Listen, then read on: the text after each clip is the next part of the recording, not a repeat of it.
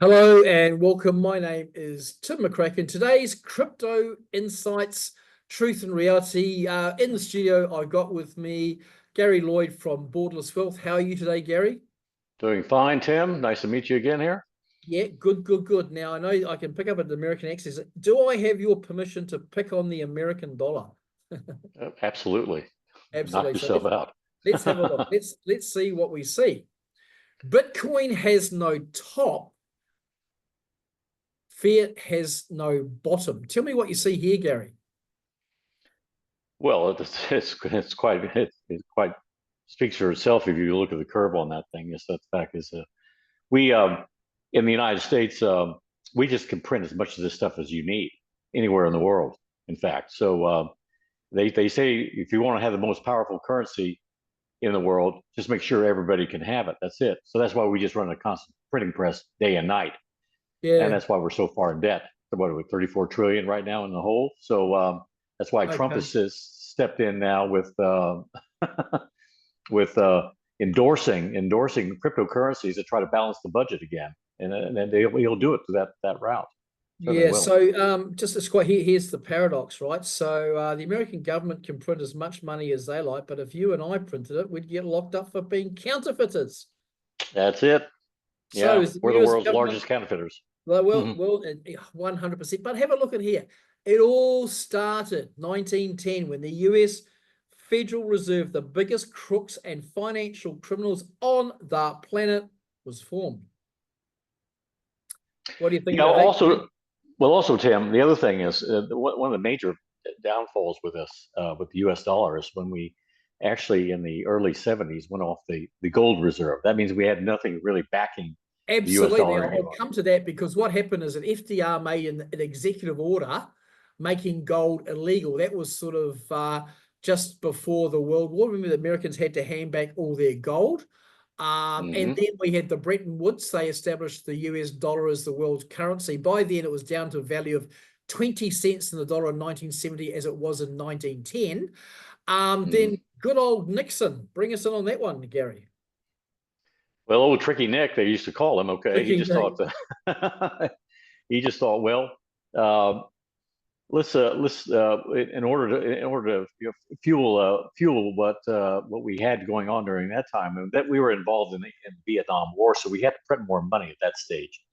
But we didn't have enough gold uh, in our reserves, so he just said, well, listen, let's just drop the U.S. dollar off the gold standard entirely, and we're just going to just make the U.S. dollar a fiat currency that we can print as much of as we need, as long as we can get um, the U.S. Treasury Department to endorse it. That was it. And so that at that point, when we hit that stage in the history books of a monetary system, it's very much like they used to say that any government that would move away from a precious metal standard. This is even time of the time during the Roman Empire, would be followed by inflation, stagflation, and total economic collapse. And so you Well, can see how the curve is going right now. yeah, it's a very good point, Gary, because what happens, people don't realize this, is that you know, it's just a currency and fiat currencies. Every single fiat currency that has been in existence has always collapsed and been replaced by another. I mean, the euro dollar, look how they stepped and absorbed up all that mess. They've all There come you and go.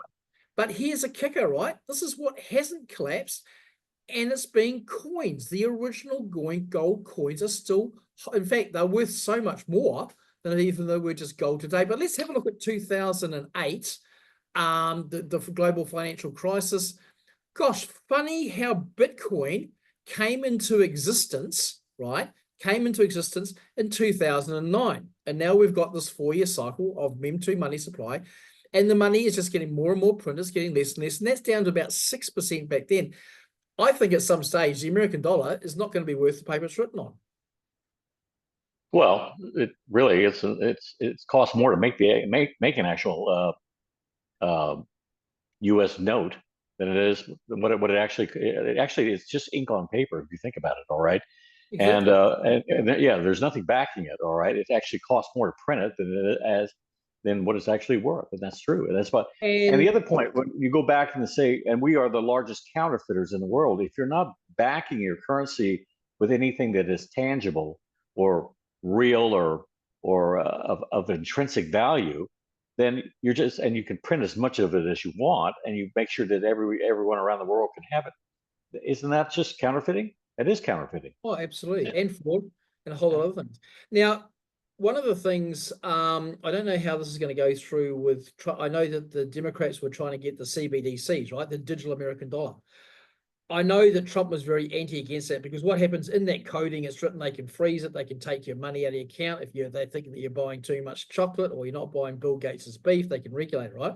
I know that Trump does want to go to a digital type of dollar, right? Now, whether that be the adoption of USDT, that's independent of that. Now, if that happens, you will see the Americans will turn around and say, well, we're now going from fiat paper to crypto, right? Blockchain. And if you've got $1 million in the bank, we'll swap it for $1 million USDT. The effect on that is going to eliminate so much crime. All the cartels' money, all those hundreds of billions in cash, gone, wiped out. So watch the space coming forward. So let's just keep moving forward. Let's have a look at what's happening with gold and Bitcoin. Now, this is a very interesting chart, Gary, going from 2010 to 25. Tell me what you see. Well, you still got the metals moving up, and you got the gold, which now it's at 22 trillion. Okay, now in this current age, and then but you've got blockchain or Bitcoin. Okay, it's moved up to 1.8 trillion. Okay, and so it's just, I mean, it's almost been a parabolic move ever since it was endorsed back in essentially 2010. So it's I mean, it fluctuates a lot more than you'll notice in the metals market. But on the other hand, they're eventually going to stabilize, in my opinion. Okay, because the one thing about Bitcoin versus gold, there's just a finite amount of Bitcoin out there. I mean, it's what Satoshi had set up initially was 21 million. That's it. That's all he's ever going to make. Okay, and gold, well, it's getting more and more expensive every day to just try to mine this stuff and get it out of the ground. If we still find more of it, that's it. So you have to go off planet. Exactly. So if you look at gold, there has been ticking away. It's up to 22. It's starting to level out, right? Now, the price of gold will be going up. Obviously, we've seen it go from that 1,800 to 2,000 to 3,000 and a half, pull back to 3,200. But as you can see here, the percentage-wise of Bitcoin creeping up onto the market cap, right, is increasing. Now, what's going to happen as the price of Bitcoin is going to accelerate a lot more than the price of gold. I think that maybe by the year 2027, we might be at 50%. And when Bitcoin supposedly hits $1 million in 2030, we could see gold being superseded by Bitcoin. What's your thoughts on that, Gary? Well, it's going to eventually happen because, like I said, it's getting too expensive to try to get gold out of the ground, and yet people are going to move into the blockchain more and more as they're moving away from fiat currencies, and gold is very difficult to get your hands on anyway. So it's about when you see Bitcoin moving up to that level like that, it's going to be it's not only is it the adoption of a new world currency. Okay. However, it's the way that I think things have to move through with our systems nowadays, the way all of our commerce and activities and things like that. We can't walk around carrying bags of gold in our hands like the old days where you just used to throw it down and get it weighed out, things like that. 100%. Just to wrap up on that note, from memory, a kilo of gold is worth about 250,000 US dollars.